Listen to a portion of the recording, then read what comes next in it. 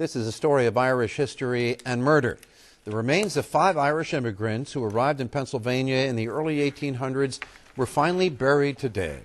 Lisa Thomas-Laurie is here with some fascinating details. It is a remarkable story, Jim, of once forgotten Irish immigrants who arrived in Chester County nearly 2 centuries ago. Within 6 weeks, they were all dead.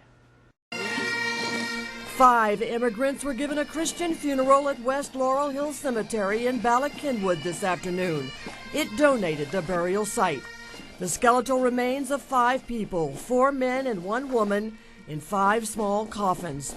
They were among 57 Irish immigrants who came to Chester County in 1832 to work on the Philadelphia and Columbia Railroad between Malvern and Fraser, a site that became known as Duffy's Cut, named after the man who brought them there. They died building something of great consequence, these men and women, and it's still being used today. The mystery surrounding their deaths has been the focus of Dr. William Watson for nearly a decade.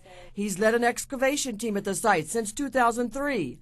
In 2009, the team discovered the human bones of 5 of the Irish workers and concluded that many of them were murdered after contracting cholera. There's a lot of context for violence being done to cholera immigrants at this time. So you've got a disease that no one understands for a full 50 years later.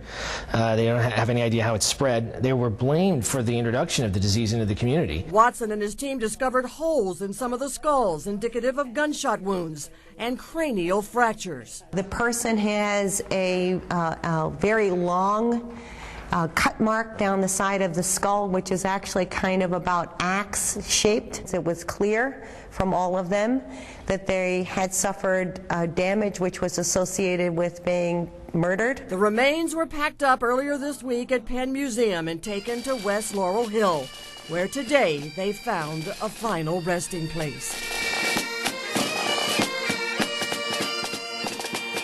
Well, all 57 of the Irish workers were honored at today's service. A 6th skeleton was excavated and, against all odds, positively identified. The remains were repatriated to Ireland. And Jim, Dr. Watson believes that very few of the immigrants actually died from cholera.